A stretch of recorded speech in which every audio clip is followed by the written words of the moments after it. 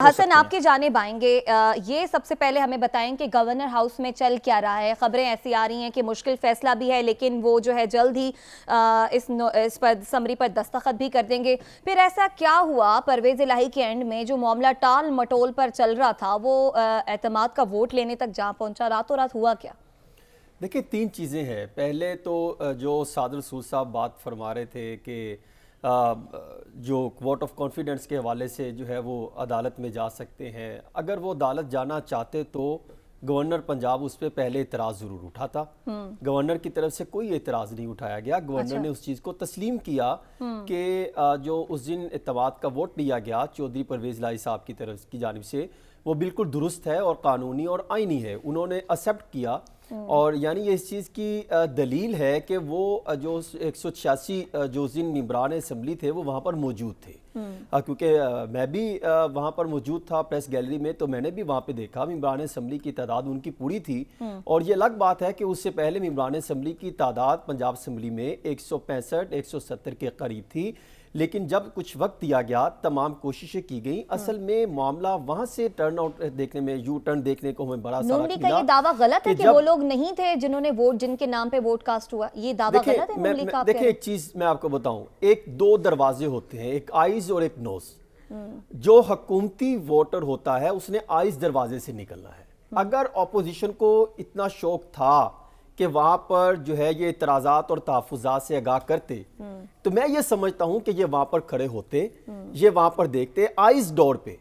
اور وہاں پہ 4 ممبران اسمبلی کھڑے کر دیتے، ملک احمد صاحب، رانا مشہود احمد خان، عظمہ بخاری صاحبہ اور طاہر خلیل سندھو۔ یہ 4 ممبران اسمبلی تمام پی ٹی آئی کے کارکنان جو ہے ممبران اسمبلی کو جانتے ہیں اور قافلی کے بھی جانتے ہیں، وہاں پہ کھڑے ہو جاتے، گن لیتے کہ کون کون وہاں سے نکلے، 186 وہ گن کر باہر آ جاتے۔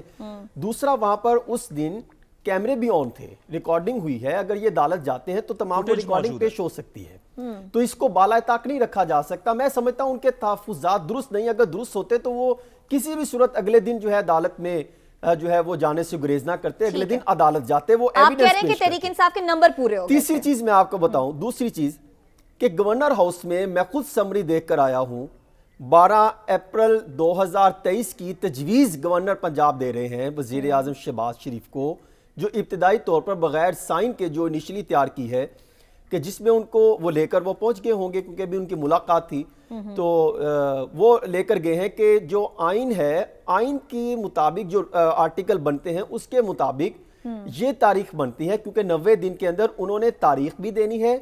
اسمبلی تحلیل کا نوٹیفیکیشن بھی کرنا ہے اور نگران سیٹ اپ کے حوالے سے ڈائریکشنز بھی دینی۔ جی حسن آپ اپنے جواب مکمل کیجئے گا، لیکن یہ جو آپ بات کر رہے ہیں نا کہ وزیر اعظم کو انہوں نے جو ہے بتایا ہے کہ 12 اپریل کی تاریخ دے دی ہے گورنر صاحب کی جانب سے، لیکن آپ کو پتہ ہے وزیر اعظم تو وہی آرڈرز لیں گے اور وہی احکامات لیں گے جو ان کے بڑے بھائی کی جانب سے آئیں گے، جو لندن سے آئیں گے۔ اگر آپ یہ بات پوری ہونے دیں تو آپ بالکل بات بھی مکمل کیجئے۔ میں بس یہ کہہ رہی ہوں، میں چاہ رہی ہوں اگر میرے پروڈیوسر صاحب جو ہیں ہمارے نمائندے خصوصی اظہر جاوید کا اگر ہمیں نمبر کچھ دیر میں ملا دیں تو یہ خبریں جو ہیں ہم ان سے لے لیتے ہیں۔ آپ اپنی بات مکمل کیجئے۔ وہاں سے نواز شریف صاحب نے یہی کہنا ہے کہ ہماری جو ہے وہ پارٹی پوری نہیں۔ کل بھی ایک میٹنگ ہوئی تھی، اس میں بھی ممبران اسمبلی نے تحفظات کا اظہار کیا کہ پارٹی ہماری ویک ہوتی دکھائی دے رہی ہے، اور خاص طور پہ اگر پنجاب اسمبلی کی جو تحلیل کی باتیں چل رہی ہیں، آپ دیکھیں کہ 56.98 56% پنجاب کا ووٹرز ہے اور 17% خیبر پختونخوا کا ووٹرز ہے۔ یوں پورے پاکستان میں اگر 2 صوبے پنجاب اور خیبر پختونخوا اسمبلیاں تحلیل ہوتی ہیں تو تقریباً 74-75% جو ہے وہ ووٹرز دوبارہ ووٹ کاسٹ کرے گا جو ہے وہ اپنے ممبران اسمبلی کی جو ہے وہ منتخب کرنے کے لیے۔ تو یوں ہم کہہ سکتے ہیں کہ ایٹومیٹکلی ان کو کیا 25% کی جو ہے وہ آپ اسے الگ کر دیں گے، تو یہ پوسیبل نہیں ہے۔ یعنی وہ کیا نا پنجابی کا ایک محاورہ ہے کہ اونٹ لگ گیا تو پوچھل رہ گئی ہے، تو وہ پونچھ پر بیٹھ کے جو پی ڈی ایم جو ہے وہ سیاست کرتی دکھائی دے رہی ہے، تو وہ کس حد تک کتنی جو ہے وہ اس کو آگے ڈیلے کر لے گی، یہ ممکن نہیں ہو پائے گا۔ اور مجھے یہ لگ رہا ہے کہ وہ شاید زیادہ دیر پی ڈی ایم کے لیے مشکلات بڑھتی چلی جا رہی ہیں، اور خاص طور پہ سوموار کو جو اجلاس ہوا تھا